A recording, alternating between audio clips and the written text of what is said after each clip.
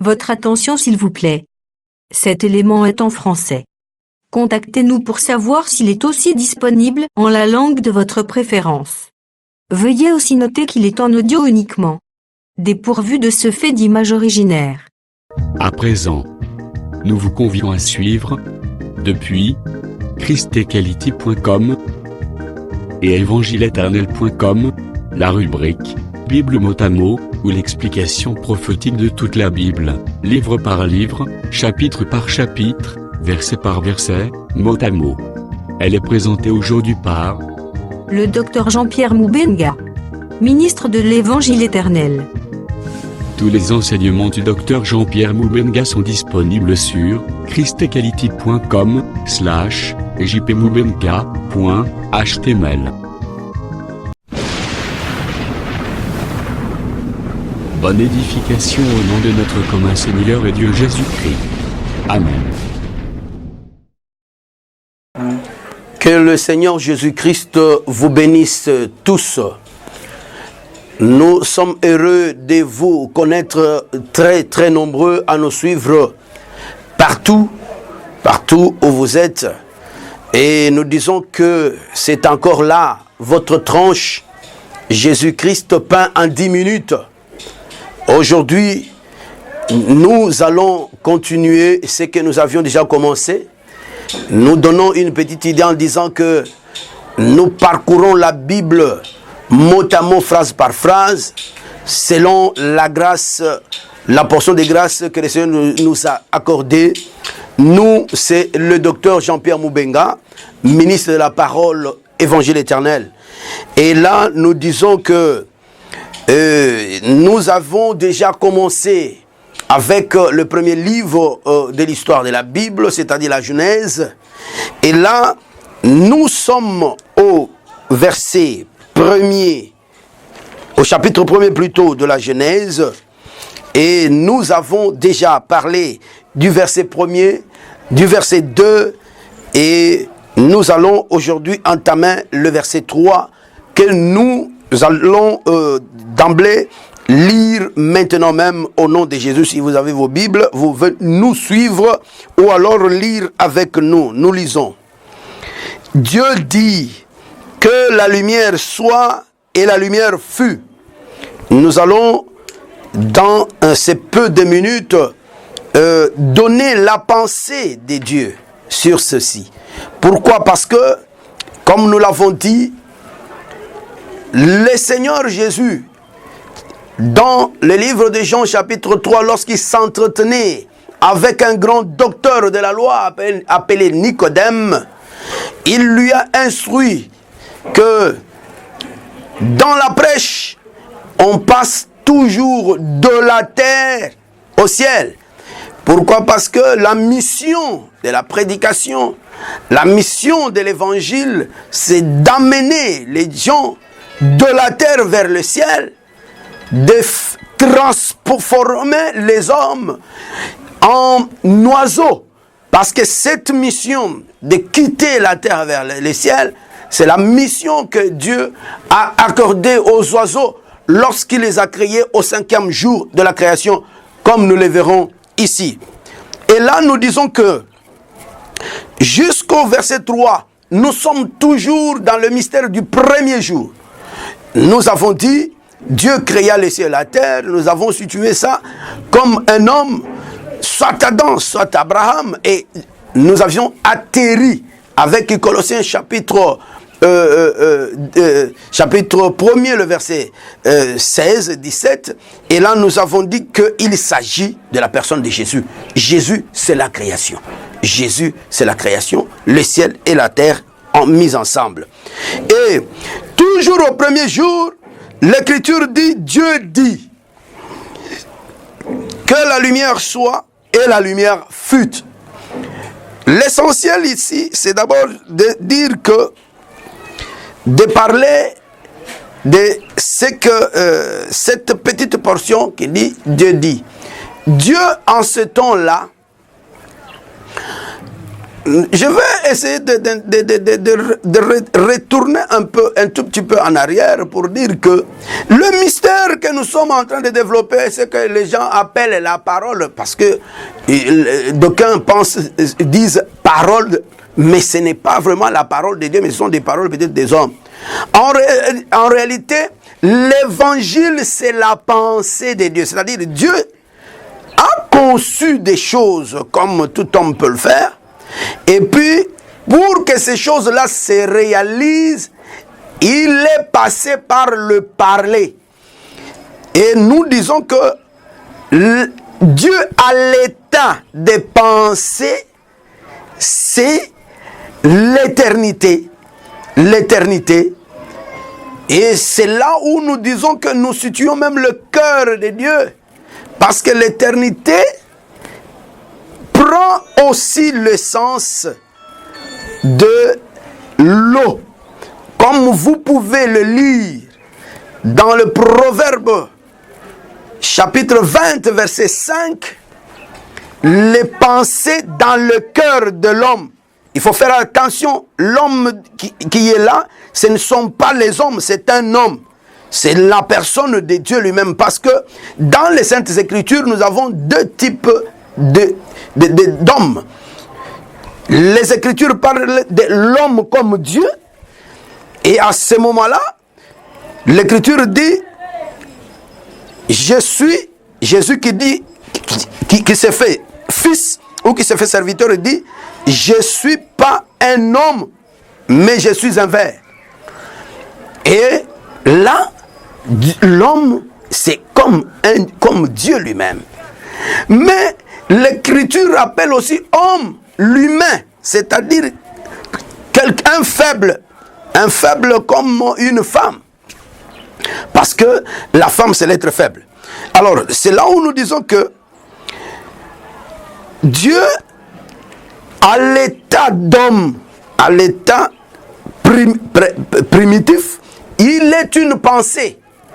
Et pour qu'il extériorise cette pensée, il a parlé.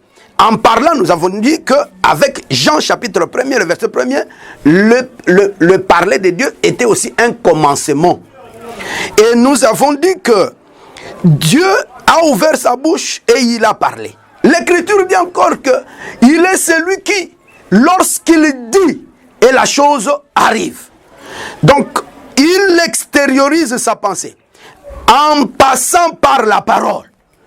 Et la parole s'impose et se concrétise, ce que nous appelons la création ou la matérialisation de la création.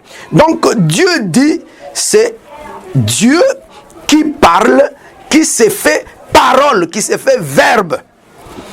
Et il dit quoi? Que la lumière soit. La lumière, d'après toujours les Écritures ici, je crois que si nous pouvons aller dans des dictionnaires des hommes, tout ça, nous savons que la lumière, c'est ce que nous voyons ici, c'est vraiment le jour. Et cette définition vient aussi de la Bible, parce que le jour où Dieu a créé la lumière, lorsqu'il a dit que la lumière soit, et que la lumière fut, Dieu avait appelé la lumière jour. Il a donné la définition de la lumière c'est le jour. Voilà pourquoi si nous allons dans Jean chapitre 1er, vous trouverez que la parole dit que Dieu avait envoyé Jean-Baptiste avant Jésus. Et quand Jean-Baptiste est venu, Jean-Baptiste a refusé qu'il n'ait pas le jour. Parce que le jour c'est un grand mystère. Et le jour c'est la personne de Christ lui-même. Et l'Écriture dit que Jean a paru avant Jésus pour présenter Jésus. Et l'Écriture précise que Jean lui-même n'était pas le jour. Il dit qu'il n'était pas le jour, mais qu'il était envoyé pour témoigner au jour. Et l'Écriture dit, par rapport au jour que nous avons appelé ici, je lis d'abord, je suis dans Jean chapitre 1er, et je prends le verset 6. Il y eut un homme envoyé de Dieu, son nom était Jean. Il vint pour servir de témoin, pour rendre témoignage à la lumière, afin que tous croient en la lumière. Il n'était pas la lumière, mais il parut pour rendre témoignage à la lumière. Donc, pour dire que Jean-Baptiste est venu, non pas comme la lumière, mais comme l'aurore, qui montre, qui dit, voici le jour. Et le jour, il s'agissait du Seigneur Jésus lui-même. Et donc, la lumière, c'est comme il le dit ici, lui-même. Il dit que je suis la lumière du monde. Un homme qui paraît, qui est né de Marie et de Joseph, il arrive et il dit, je suis la lumière du monde. Et ici, il confirme dans le verset 5, je suis toujours dans Jean chapitre 1er, la lumière, lui, dans les ténèbres, et les ténèbres ne l'ont point reçu. Voyez? Donc, comme on l'a dit hier, les ténèbres sont aussi des hommes. Et quand la lumière, qui est aussi un homme, a apparu, et elle a apparu parmi les hommes, et les hommes ne l'ont point reçu. Donc, nous avons compris le mouvement qui s'est passé lorsque Jésus apparut, et il était venu pour éclairer tout le monde, comme l'Écriture le confirme, mais il est passé par ce qu'il appelle les siens. C'est comme dans Matthieu chapitre 13, lorsque vous lisez, l'Écriture dit que ce jour-là, Jésus sortit de la maison et il alla s'asseoir au bord de la mer. Et là, la foule qui était là l'entoura. Il ne dit mot. Et après un temps, il change de position, il quitte les sables de la mer, il entre dans une barque, c'est alors qu'il a commencé à parler. Ce mouvement parle de la première venue de Jésus. Comment il est venu comme que la lumière soit, et la lumière fut, parce que cette lumière, c'est la personne de Christ Jésus. Lorsqu'il est venu, il est passé d'abord au niveau des bords de la mer, qui représente, d'après la promesse faite à Abraham, la postérité charnelle, physique qui est Israël. Et il a compris que Israël était ses frères. Pourquoi? Parce qu'il est né lui-même des Juifs. Et il était naturellement juif comme les autres. Et nous disons que il est venu, entrant dans le monde, il est passé par Israël. C'est là le bord de la mer. Et quand il était là, il a... Pourquoi l'Écriture montre qu'il n'a pas parlé? Parce qu'il devait parler en parabole. Il devait être comme un muet parmi les autres. C'est comme ça que nous le disons. Donc, puisque nous courons avec le temps, nous serons... nous disons que nous allons continuer. Et prochainement, nous attendons toujours vos questions, quelques nombreuses qu'elles peuvent être. Le Saint-Esprit est là, il est avec nous et il permettra que nous puissions répondre et vous éclairer. Pour aujourd'hui, je salue tout le monde, tous ceux qui nous ont suivis, et nous disons que le Seigneur soit vraiment avec vous. Et nous avons parlé simplement de la lumière, Dieu dit, et puis de la lumière, et qui était venue parce que nous l'avons dit que cette lumière, la Genèse chapitre 1er l'a définie comme étant le jour. Et le jour, c'était Jésus lui-même. Nous allons continuer à la prochaine occasion. Que le Seigneur vous bénisse. Merci et ciao.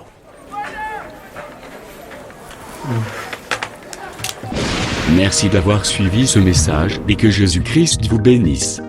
Si vous avez une question à l'intention de l'homme de Dieu, si vous voulez que l'homme de Dieu prie pour vous, si vous voulez vous confier à l'homme de Dieu, ou si vous voulez tout simplement bénir l'homme de Dieu, contactez-le directement si ses coordonnées sont disponibles depuis sa page. Sinon, contactez-nous et nous lui transmettrons vos préoccupations. N'oubliez pas de faire un tour à notre page évangélisation pour voir en quoi vous pouvez vous rendre utile à Christ par cette œuvre. Que Dieu vous bénisse tous. Amen. ChristQuality.com. Les cieux en un clic de la souris.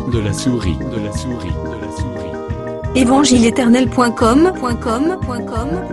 le site de l'évangile éternel.